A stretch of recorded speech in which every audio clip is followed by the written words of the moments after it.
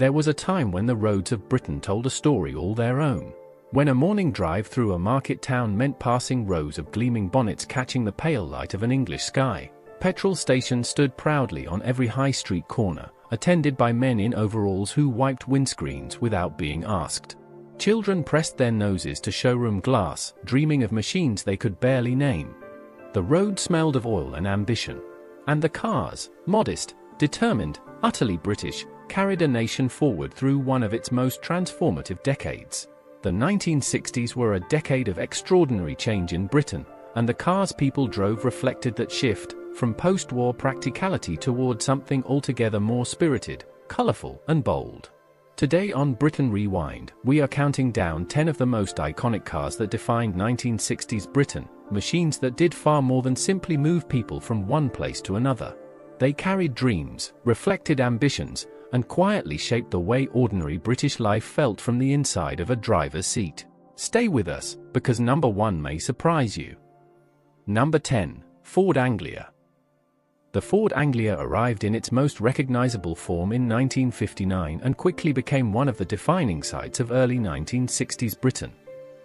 It was a car built for ordinary families, affordable, reliable, and sensible in every practical sense.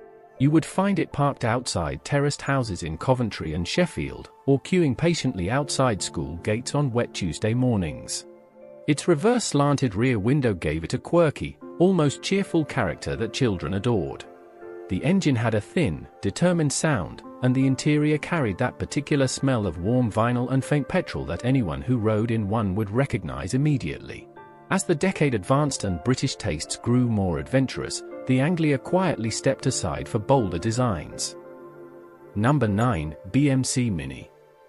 Few vehicles in British automotive history have carried as much cultural weight as the Mini. Designed by Alec Isigonis and launched in 1959, it truly found its spirit during the 1960s.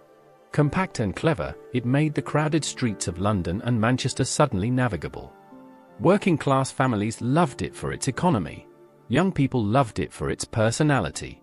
It appeared outside Bedsits in Notting Hill and factory gates in Birmingham with equal comfort. The gear changes were firm and satisfying, and the ride, bouncy over cobblestones, felt alive. The Mini was classless in a way that few British things managed to be. When the decade turned and the world moved on, the Mini simply endured, refusing to become a memory. Number 8. Triumph Herald. The Triumph Herald offered something that felt almost luxurious to the ordinary British motorist of the early 1960s.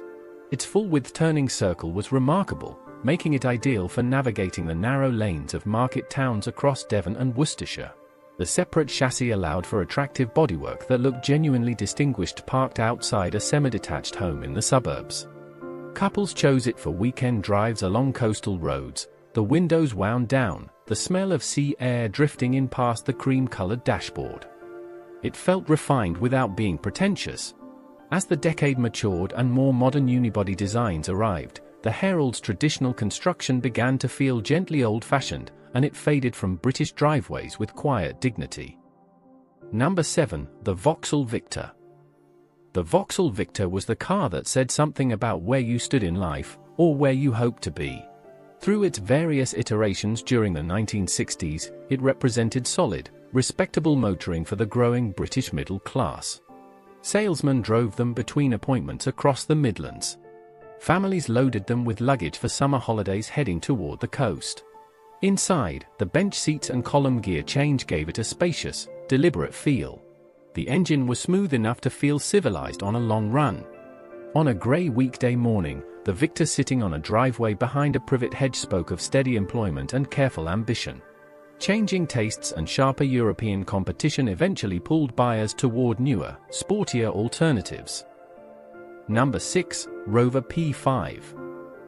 There was an unmistakable sense of occasion attached to the Rover P5. From the mid-1960s onward, it became the vehicle of choice for senior civil servants, bank managers, and the quietly prosperous professional class.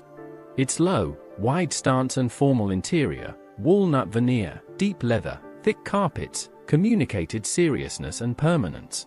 You would see it parked outside golf clubs in Surrey, or gliding through cathedral cities on a Sunday afternoon. The doors closed with a measured, authoritative clunk. The ride was hushed and composed. For many British families who glimpsed it from the pavement, it represented a world of quiet privilege they aspired to. Fuel costs and shifting social attitudes gradually moved buyers toward more understated transport. Number 5. Ford Cortina. The Ford Cortina was perhaps the most thoroughly British car of the entire decade, despite being named after an Italian ski resort. Launched in 1962, it combined affordability with genuine practicality in a way that connected immediately with ordinary working people. Factory workers in Sunderland, office clerks in Bristol, young married couples in council estates across the country, the Cortina served them all without complaint. Its lines were clean and modern without being showy. The heater worked tolerably well, which mattered on a January morning in Yorkshire. Salesmen quoted waiting lists with genuine pride. As the 1960s closed, the Cortina only grew in popularity, becoming one of the most familiar shapes on British roads well into the following decade. Number 4. The Jaguar E-Type. The Jaguar E-Type occupied a unique position in 1960s Britain. It was a car that most people would never own, yet nearly everyone had an opinion about. Launched in 1961, it was immediately celebrated as one of the most beautiful machines ever built. In showrooms from Mayfair to Manchester, it drew crowds who simply wanted to look. On summer weekends, one glimpsed occasionally on a country road could make an entire family stop talking mid-sentence. The sound of its straight-six engine, low, smooth, and purposeful, carried something that felt almost emotional. For ordinary Britons, the E-Type was less a vehicle than a symbol of what their country could achieve when craftsmanship and ambition worked together. It never faded, it simply became legend. Number 3. Austin 1100. The Austin 1100 may lack the glamour of some of its contemporaries, but during the mid-1960s it was consistently among the best-selling cars in Britain, and for very good reason. Its hydroelastic suspension system provided a remarkably smooth ride for a modest family car, earning quiet appreciation from drivers crossing the potholed roads of northern mill towns and southern coastal resorts alike. It was a car chosen carefully, often saved toward, and treated with genuine affection. Children grew up in its backseats on long Sunday drives. The dashboard layout was sensible and the controls felt well considered.